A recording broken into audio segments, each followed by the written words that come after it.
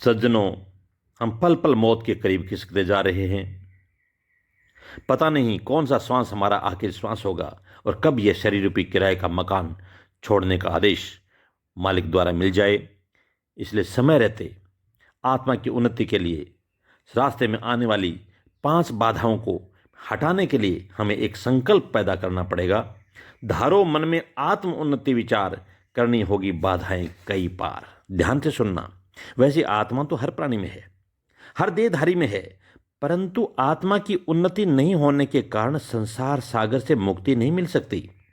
आत्मा की उन्नति एवं मोक्ष प्राप्ति ही मानव जीवन का मूल उद्देश्य है, जिसे पाने की खातिर कई बाधाओं को पार करना ही होगा।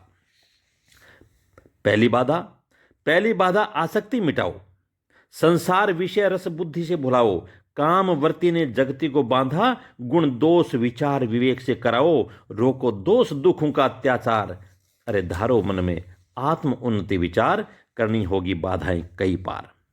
प्रथम बाधा के रूप में जीव की कामना तृष्णा एवं कर्म फल की चाहना के कारण संसार के विषय भोगों में जो आसक्ति है उसे मिटाना होगा। परंतु सिर्फ कहने मात्र से तो यह संभव नहीं, क्योंकि विषयों की स्मृति होगी तो विषय रस के प्रति आसक्ति होगी। आसक्ति से विषय का संयोग, संयोग से भोग, भोग से रोग और रोग से शोक पैदा होगा ही होगा। वह परमात्मा प्राप्ति के योग को भुलाएगा। अतः सर्वोत्तम एवं परमावश्यक है कि विषय रस की स्मृति यानी उसकी बार बार याद ही मानस पटल पर नहीं आने पाए। जिस कामवर्ती ने संसार को अपने आगोश में जकड़ रखा है, जीव को फंसा रखा है और विषय भोगों में आकंठ डुबा रखा है, उसके गुण एवं दोष के बारे में अपने सत्य शास्त्रों से प्राप्त ज्ञान के आधार पर विवेक के सहारे विचार एवं मनन कर दोषों द्वारा जीव को दिए जाने वाले दुख के अत्याचार को रोका जाए। दूसरी बाधा द्वेष की है। द्वेष की भावना ही क्रोध बढ़ाए, शांत हृदय में भी आग लगाए। अब जलन जगत की पीड़ा हो गई तो दूषित भाव दम घुटता जाए। करो विवेक बुद्धि से उपचार, धारो मन में आत्म उन्नति विचार करनी होगी, बाधाएं कई पार। सज्जनों, अहंता एवं ममता के कारण मन के प्रतिकूल, ध्यान देना, हमारी अहंता एवं ममता के कारण मन के प्रतिकूल पैदा होने वाली हर परिस्थिति के प्रति तथा उसके निमित्त के प्रति, जिस कारण से वो परिस्थिति पैदा हुई है, उसके प्रति द्वेष की आग शांत हृदय को भी जलाने का प्रयास करती है।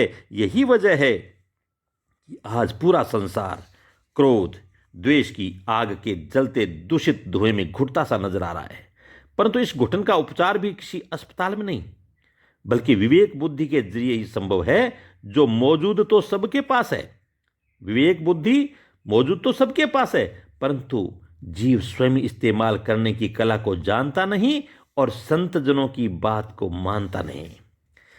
तीसरी बाधा है लोभ।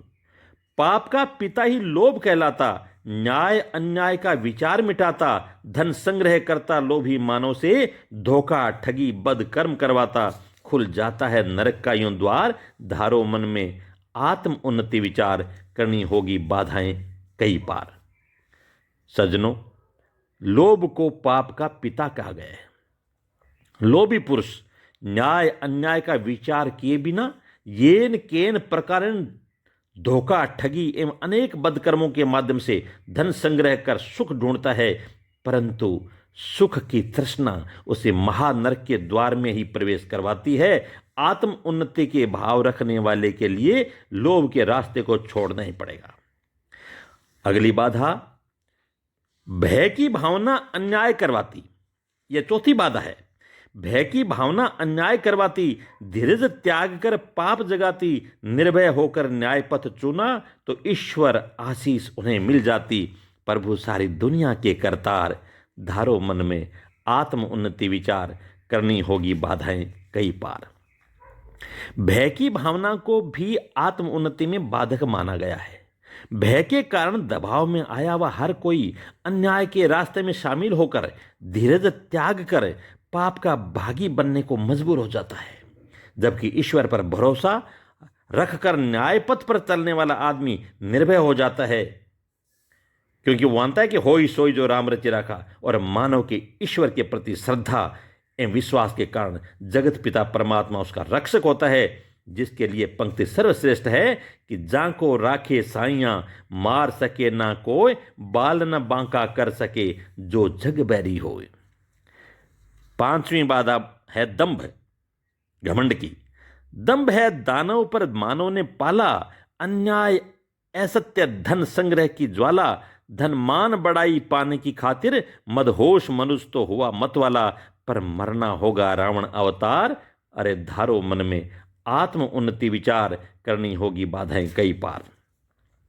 आत्म उन्नति में बाधक दंभ की भावना मानव को दानव बना देती है सजनों। दंभी मनुष्य धन मान बढ़ाई प्राप्त करने की खातिर अन्याय असत्य एवं बदकर्मों का सहारा लेकर हर उस सामग्री का संग्रह करता है जिसके मद में चूर होकर, घमंड में चूर होकर वह अपना विवेक खो बैठता है और रावण की तरह मारा जाता है। दोष 5 मुख्य बाधाएं बनकर आज खड़े हैं कल्याण के पथ पर। अब अमरापुर की सुरंग खोल दी श्री खुमान गिरी सतगुरु कृपा कर, हंस मिला जीवन में मुक्ति द्वार, धारो मन में आत्म उन्नति विचार, करनी होगी बाधाएं कई पार। परिणाम तय विषय भोगों के प्रति आसक्ति, यह पहली बाधा।